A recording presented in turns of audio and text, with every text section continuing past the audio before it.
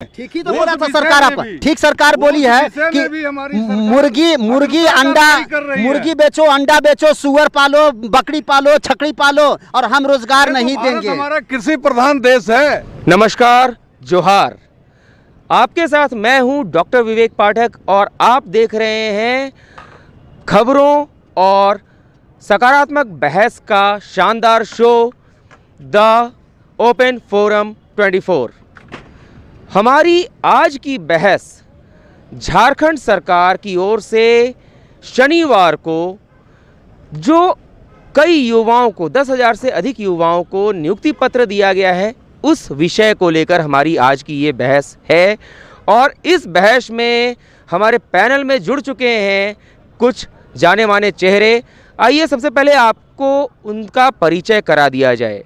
हमारे साथ सबसे पहले बताते हैं अरविंद बाबा जी हैं, जो हिंदू धर्मगुरु हैं। इसके बाद हमारे साथ हैं बम शंभुदत्त मिश्रा, राजनीतिक विश्लेषक, और साथ ही हमारे साथ राजनीति की पाठशाला चैनल के स्वामी वरिष्ठ पत्रकार अनुज शर्मा जी हैं। और इतना ही नहीं, थंडर न्यूज़ के वरिष्ठ पत्रकार और राजनीति, झारखंड की राजनीति में विशेष रुचि रखने वाले जानकार दीपक वर्मा भी हमारे पैनल का हिस्सा हैं। तो आइए हम जानते हैं इन सभी से एक एक करके कि कल जो नियुक्ति पत्र दिया गया है झारखंड सरकार की ओर से, उस पर किसका क्या रुख है। तो शुरुआत करते हैं सबसे पहले हिंदू धर्मगुरु जो हैं अरविंद बाबा जी से, उन्हीं से शुरुआत करते हैं। अरविंद बाबा जी, जरा आइए, हमें बताइए कि कल जो नियुक्ति पत्र दिया गया उसके बारे में आपके क्या विचार हैं। आप कितना संतुष्ट हैं झारखंड सरकार के इस कदम से? मैं तो संतुष्ट नहीं हूँ। कारण प्राइवेट नौकरी दे देने से काम नहीं चलती है। अच्छा, क्योंकि काम तब चलेगी जब आप सरकारी नौकरी देते। अब सरकार है ना, प्राइवेट नौकरी तो कोई भी दे सकते हैं, एनजीओ के थ्रू मिलते हैं, बहुत सारे जगह से मिलते हैं। परंतु अब विशेष ये भाई लोग बोलेंगे। आप और कुछ नहीं बोलेंगे? नहीं, मैं कुछ नहीं बोलूँगा। अच्छा, तो इन्होंने कहा कि ये अधिक कुछ नहीं बोलेंगे, क्योंकि इन्होंने शुरू में जब हमने इन्हें बुलाया था अपने पैनल में शामिल होने के लिए, इन्होंने पहले ही कहा था कि इनका विषय अलग है, ये हिंदू धर्मगुरु हैं और इस विषय पर बहुत अधिक नहीं कहेंगे। हाँ, एक बात का दुख है इन्हें कि ये जो नियुक्ति पत्र दिए गए हैं वो निजी क्षेत्र में नौकरियों के लिए हैं। आइए अब बात करते हैं बम शंभुदत्त मिश्रा जी से, उनका क्या कहना है। मिश्रा जी, जरा बताइए आपका क्या कहना है, आपकी क्या राय है, सरकार का ये कदम कितना अच्छा है या गलत है? सरकार का कदम इस विषय में अत्यंत ही सराहनीय है, क्योंकि विधानसभा के चुनाव के समय ही कांग्रेस और जेएमएम का जो गठबंधन बना था, उसमें ये एक अहम मुद्दा था कि बेरोजगारों को हम रोजगार देंगे। इसी के तहत सरकार ने कल जो कार्यक्रम किए हैं वो स्थानीय नियोजन नीति है, और उस नियोजन नीति के तहत बहुत सारे युवाओं को रोजगार देने की बात कही गई है। और सरकार ने इसके लिए एक खास नीति भी बनाई है। जो निजी क्षेत्र के नियोजक हैं उसमें 75% आरक्षण देने की प्रावधान रखी गई है। इस प्रकार से सरकार ने जो कदम उठाया वो अत्यंत ही सराहनीय है और बेरोजगारों को रोजगार देने की दिशा में एक महत्वपूर्ण कदम है। तो मतलब आप सरकार के इस कदम से संतुष्ट हैं? एकदम 100% सहमत हैं, संतुष्ट हैं। चलिए, अब इनकी बात हमने सुन ली। अब हम जानते हैं अनुज शर्मा से, जो आपको एक बार फिर बता दें, इनका चैनल ही है, इनका काम ही है राजनीति की पाठशाला। राजनीति में न केवल दिलचस्पी है बल्कि राजनीति के बारे में ये शिक्षा भी देते हैं, वरिष्ठ पत्रकार भी हैं। आइए इनसे जानते हैं इनका क्या कहना है। अनुज जी, ये जो नियुक्ति पत्र दिए गए हैं इस पर आपका क्या विचार है, आप जरा खुलकर बताइए। नियुक्ति पत्र जो दिए गए हैं वो कहीं न कहीं झारखंड वासियों को ठगने का काम हुआ है। अच्छा। नियुक्ति में जो है ये प्राइवेट वाले नियुक्ति का कोई महत्व नहीं है। 10,000 15,000 का नियुक्ति तो बच्चे अपने स्वयं जो है खोज लेते हैं। इतना बड़ा मेला लगाना और ये करोड़ों रुपया खर्च करना और ये जो है अपने पीठ अपने आप थपथपाना, ये कहीं न कहीं मुख्यमंत्री जी का अशोभनीय काम है। ऐसा नहीं उनको करना चाहिए। मतलब हाँ बताइए। जनता जो है अब मूर्ख नहीं रह गई है, जनता कहीं न कहीं शिक्षित हो गई है। अब वह पहले वाला झारखंड नहीं था, अब शिक्षा का प्रभाव बढ़ा है।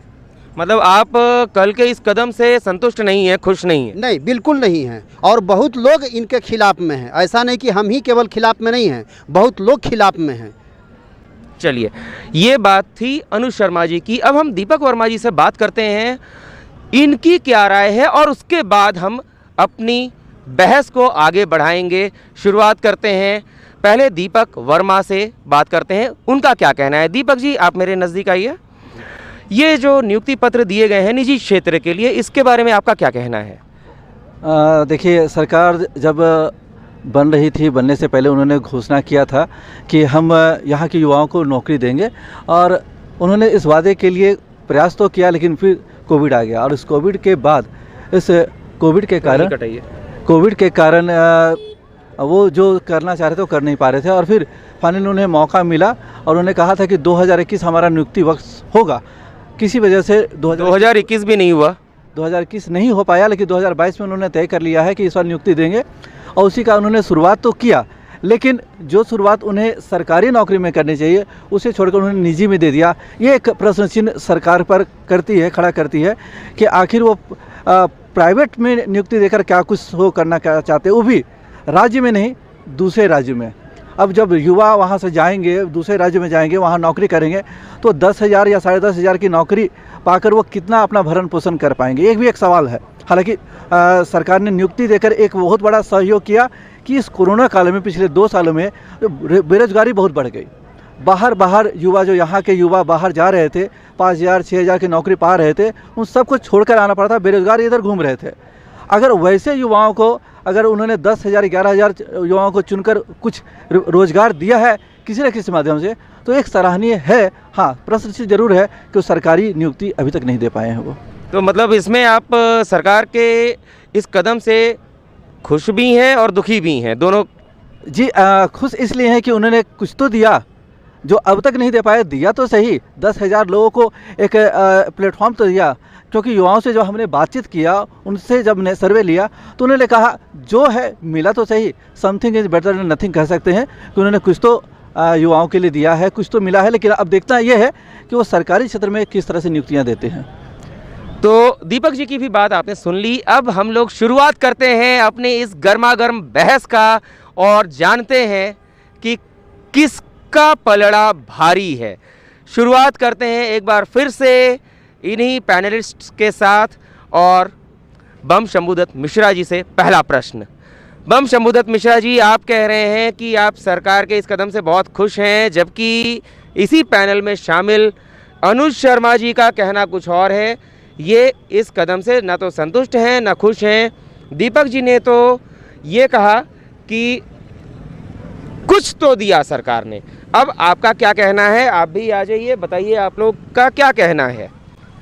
मेरा कहना है कि ये जो झारखंड राज्य है, इसको बने हुए 22 साल हुए, और 22 साल के दरमियान जो भी सरकारें रहीं, आज तक नियुक्ति के विषय में ये सरकार ने जितना कदम उठाया उतना कदम कोई भी सरकार नहीं उठा पाई।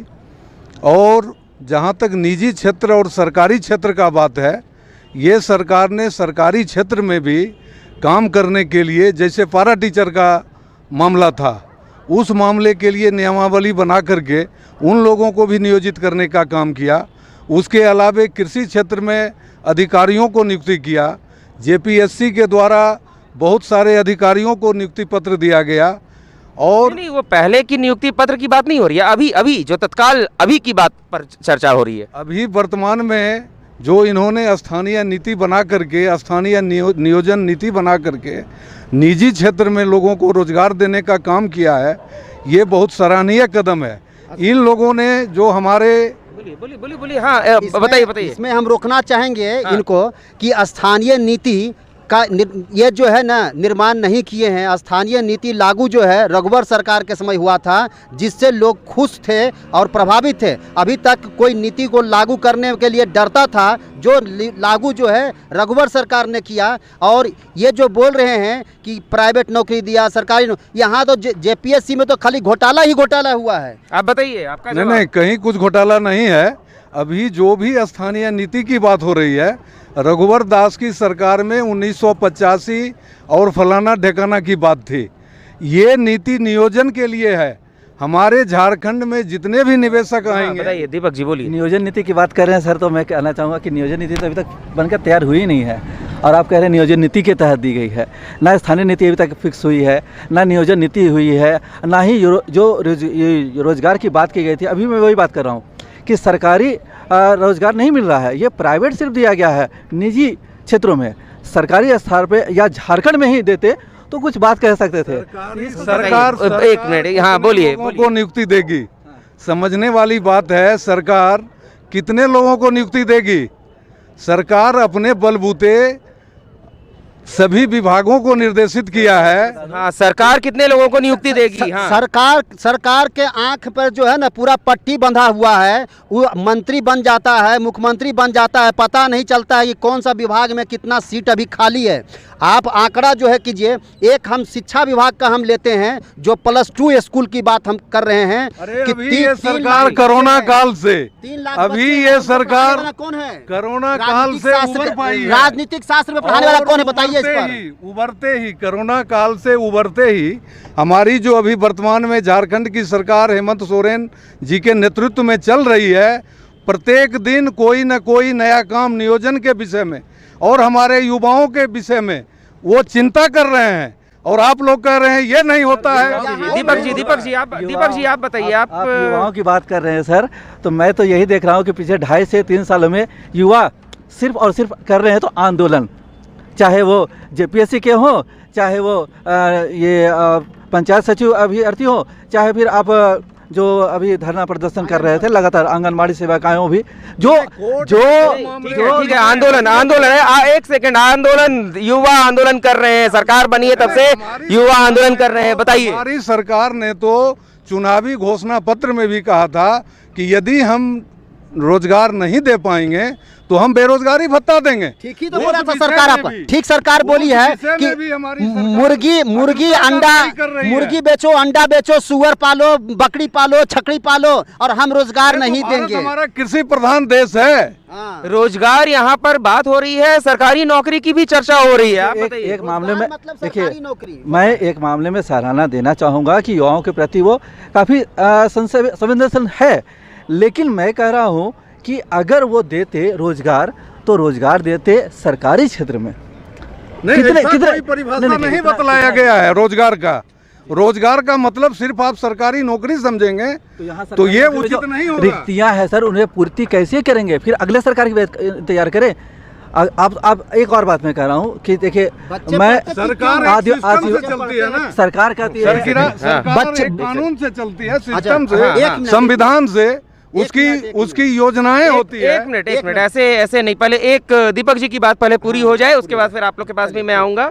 दीपक जी मैं कह रहा हूँ कि जो राज्य सरकार, जो हेमंत सोरेन की सरकार है, उन्होंने कहा था कि हम आदिवासियों की सरकार है, आदिवासियों के हित के बारे में सोच रहे हैं, और यहाँ के युवा अब तक ठगे और छले जा रहे थे। उन युवाओं के हित में मैं काम करूंगा, और सबसे पहले मेरी जो प्राथमिकता होगी उनकी नियुक्तियां देना, जो कि पिछली सरकार नहीं दे पाई है सिर्फ। और पिछली सरकार में कई युवाओं ने कहा, जब हमने उनसे बातचीत की थी तो उन्होंने कहा कि हमें सरकार ने वादा किया था, खासकर जेपीएससी की बात करें तो अब तक जो जेपीएससी बार बार विवादों में रहा, अब विवादों में नहीं रहेगा और उनकी नियुक्ति समय पर होगी। और आप देख लीजिए, 7वीं से 10वीं एक ही बार कर दिया, वो भी विवादों में रह गए।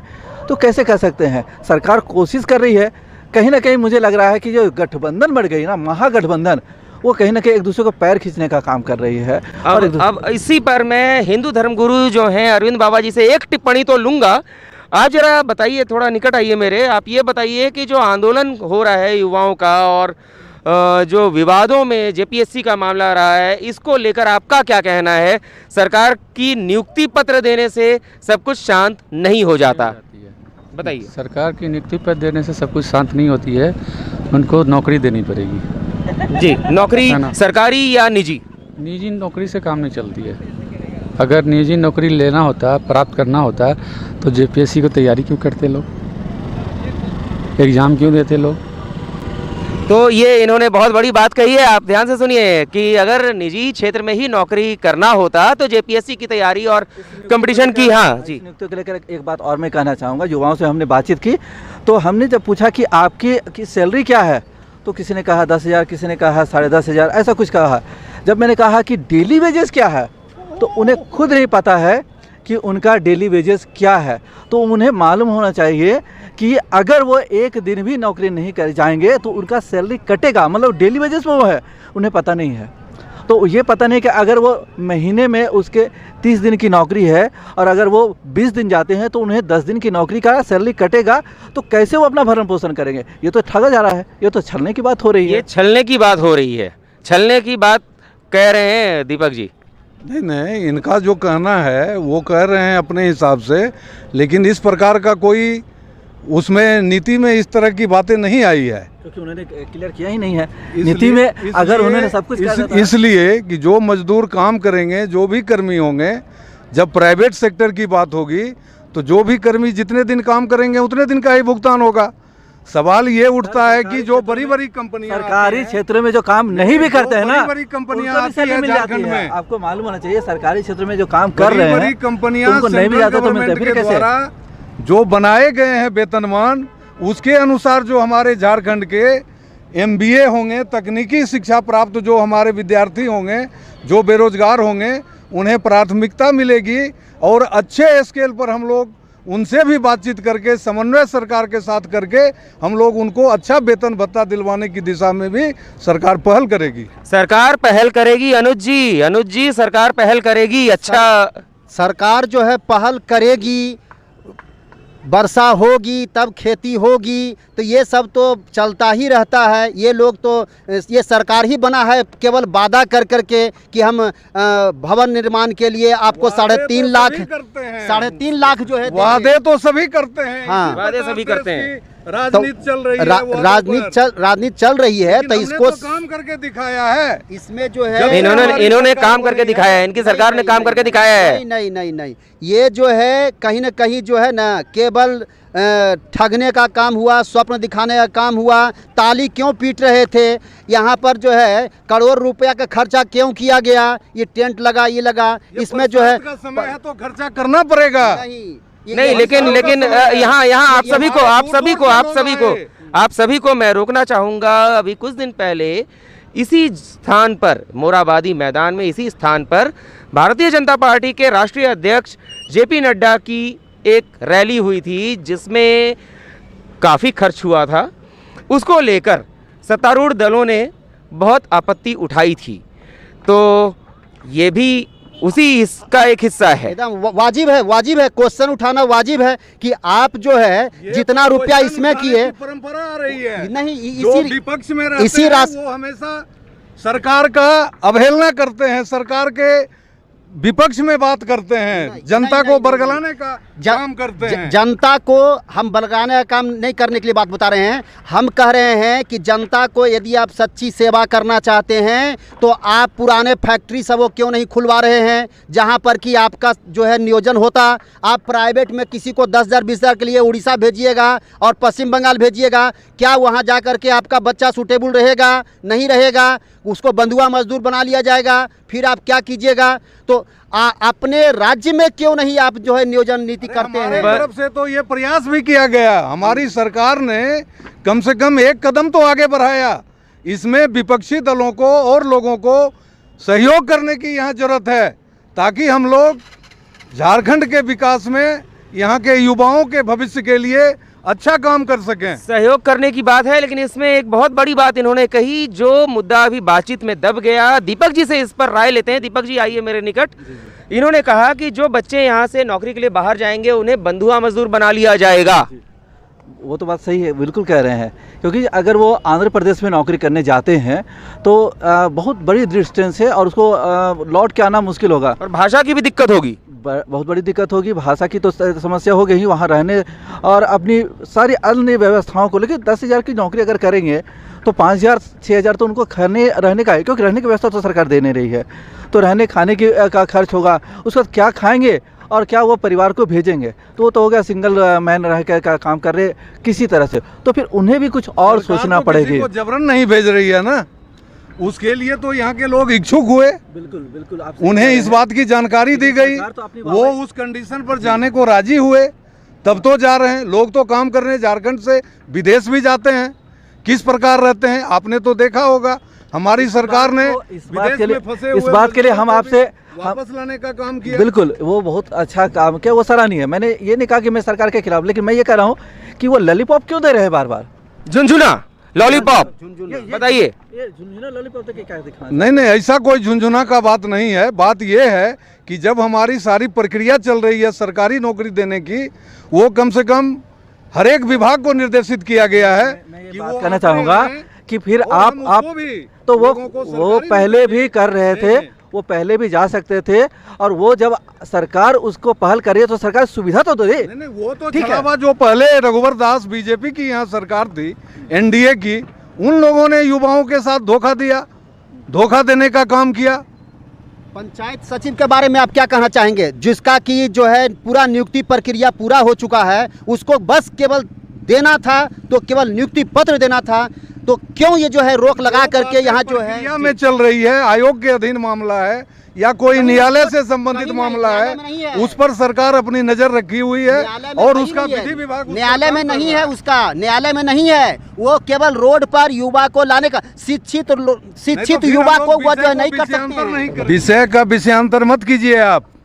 विषयांतर की बात कहाँ आ रही है? विषयांतर आप कर रहे हैं ना? नहीं, विषयांतर नहीं आ रहा है, आप जो है अपना मुद्दा से आप भटक रहे हैं। हमारी सरकार रोजगार देने का काम कर रही है। आपकी सरकार रोजगार छीनी है, मत कीजिए। आपकी सरकार रोजगार छीनी है। राजनीति की बात अभी जो है राजनीति मत कीजिए। एसबीएम का कर्मी का जो है आपका रोजगार छीना गया है। गरीबों, आदिवासियों, एसबीएम कर्मी का रोजगार क्यों छीना? ये सरकार ग्रामीण को हटा दिया गया है। देखिए, अगर जनता ने हमें इसीलिए बहुमत दिया, नहीं सरकार ने हमको इसीलिए देखिए मत ये दिया। गलत कह रहे, बहुमत कहाँ मिला है? हमारे झारखंड मुक्ति मोर्चा को हमने इलेक्शन से पहले गठबंधन बनाया, कांग्रेस का और गठबंधन बना करके सहारा लेना पड़ा, गया, जनता ने हमें बहुमत दिया। यही तो सबसे बड़ा प्रॉब्लम हो गया कि नहीं मिला बहुमत, और गठबंधन में सरकार बनाई, ना इधर की ना उधर की है, ना फैसला ले पा रही है, ना सरकार बनाने से पूर्व का हमारा गठबंधन है, और हमने अपने चुनावी घोषणा पत्र के अनुसार रोजगार देने की दिशा में काम शुरू किया है। आप बोल रहे हैं कि आप लोग इसमें बवाल खड़ा कर रहे हैं। आप बोल रहे हैं कि रोजगार छीना। नहीं, सुनिए, कोई बात नहीं, नहीं, आराम से सुनिए, आप रोजगार देने की बात कर रहे हैं। आप जो है सभी जगह आप वन विभाग को लीजिए, आज एसडीएम ग्रामीण को लीजिए, आपको हर जगह जो है प्राइवेट कर दिए। आप ने कितने लोगों को रोजगार दिया? आप अपने लोगों को रखे हैं सरकारी क्षेत्र। आप आउटसोर्सिंग क्यों कर रहे हैं हर विभाग में? दिया किसी निजी क्षेत्र को? आप आउटसोर्सिंग क्यों कर रहे हैं निजी क्षेत्र में? हर विभाग में किसी भी माध्यम से लोगों को मरने से सरकारी विभाग में आउटसोर्सिंग कर रहे हैं। हमको किसी भी माध्यम से लोगों को मरने से बचा रहे हैं। हम जो मुद्दे पर थे, स्थिति में हमारा मुद्दा था रोजगार, और ये रोजगार जो सरकार ने अभी 1,000 लोगों से अधिक लोगों को जो दिया है, 10,000 लोग क्षमा चाहूंगा, तो कितना सार्थक है? हमारे मुख्यमंत्री ने कितना है पूरे राज्य में मुख्यमंत्री रोजगार सृजन नामक योजना चलवा रही है, ताकि कृषि पर आधारित, मत्स्य उद्योग से आधारित, पशुधन से आधारित राज्य का जो विकास है, हमारा देश कृषि प्रधान राज्य का विकास, किसी भी राज्य का विकास कृषि से आधारित अनेकों योजनाएं और रोजगारोन्मुखी दिशा में काम कर रही है। सुनिए, किसी भी राज्य का जो रोजगार होता है या विकास होता है ना, वो शिक्षा से होता है। शिक्षा के क्षेत्र में क्या किया है ना सरकार ने? शिक्षा का भी स्तर हमारा आगे बढ़ा है। शिक्षा के बारे में क्या किया है? शिक्षा के बारे में क्या किया, ये बड़ा प्रश्न है, बड़ा प्रश्न है। शिक्षा के बारे में देखिए कि यही इंटर लेवल का पढ़ाई होता है, राजनीतिक शास्त्र, दर्शन शास्त्र और ये जनजाति भाषा जो लोकल भाषा इसको खोरठा ये सब का कोई टीचरे नहीं बहाल हुआ है अभी तक के, जब से जो है सरकार है या फिर झारखंड बना। फिर विषयांतर मत कीजिए, विषयांतर फिर से विषयांतर। यहाँ पर बैठे हैं रोजगार के विषय पर, चलिए यहाँ सिर्फ रोजगार की बात होनी कितना चाहिए। रोजगार मिला? शिक्षा के क्षेत्र में कितना रोजगार कितना मिला? रोजगार शिक्षा से कितने संबंधित ऐसे- हमारे जितने राज्य में थे 10 पारा शिक्षक, उनको सभी को हम लोगों ने वादा किया था, सभी लोगों को हमने नियोजित किया है। पारा सभी शिक्षक को नियोजित किया है, पारा शिक्षक- सभी को पारा शिक्षक नियोजित था, उसको आप क्या नियोजित दिए हैं? आप क्या उसका तो मांग उसके लिए हमने पूरा करवे नहीं नियमावली किए। बनवाया, नियमावली इन्होंने बनाई कहा गई। कि वो पहले से नियोजित थे। नहीं पहले से नियोजित थे और जो भी उनको मानदेय मिलता था, परंतु उनका जो मांग था, जो भी मांग उन लोगों का था नियमावली बनाने का, चाहे उनके मानदेय में वृद्धि करने का, इन सब दिशा में सरकार ने काम किया है। सरकार ने काम किया है। केवल नियमावली बनाने से वो जो है संतुष्ट नहीं होने वाले हैं। देखिए, उनको कोरोना- जो है केवल अभी कोरोना ठगा गया काल में है। सरकार का सिर्फ दिखा रोना, सरकार का दिखा रोना, बस। क्योंकि उन्होंने सर का था बहाना और ये है कोरोना, और ना ही कुछ जगह, ना ही कोई ठिकाना, और ना कुछ कह पा रहे हैं ना कुछ कर पा रहे हैं। शिक्षा के क्षेत्र की बात करें तो सबसे बड़ा प्रभाव तो शिक्षा के क्षेत्र में पड़ा।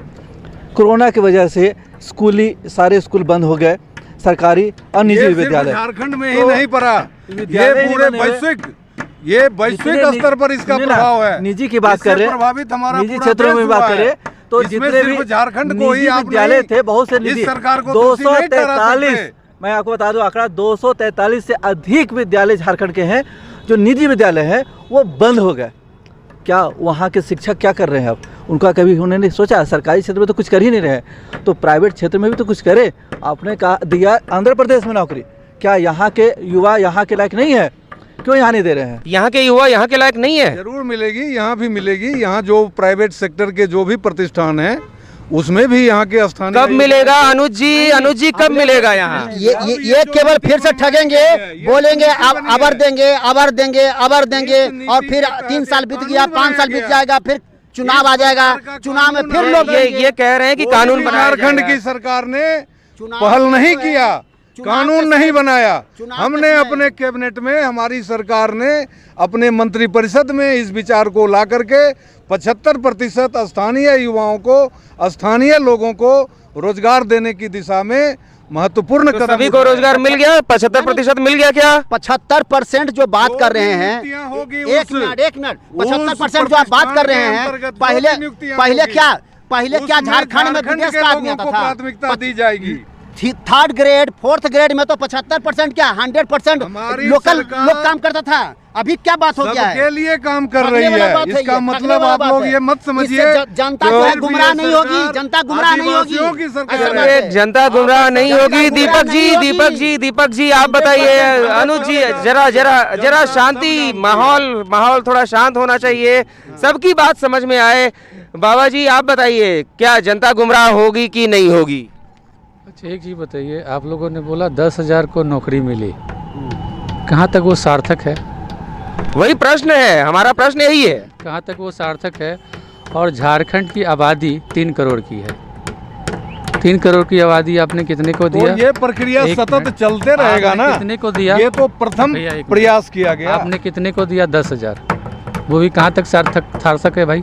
प्राइवेट नौकरी आज है कल नहीं रहेगी, फिर आज है कल नहीं रहेगी। बिल्कुल फिर उसके बाद लोग क्या करेंगे? वो लड़के लोग जो कहाँ जाएंगे? अरे आप वर्तमान को देखिए, भविष्य तो वर्तमान ठीक होगा, भविष्य भी ठीक होगा। वर्तमान ठीक होगा, भविष्य भी ठीक होगा। और इसी के साथ हम लोग आज की इस बड़ी बहस को यहीं समाप्त करते हैं, क्योंकि आपने देखा कि ये बहस बेनतीजा रह रही है। कोई सरकार के पक्ष में है, कोई विपक्ष में है, और यहाँ पर बम शंभुदत्त मिश्रा जी पूरी तरह से सरकार के पक्ष में अपना तर्क रखते हुए, दीपक जी न्यूट्रल होते हुए, लेकिन साथ ही इन्होंने सरकार के पक्ष और विपक्ष में भी बातें कही हैं।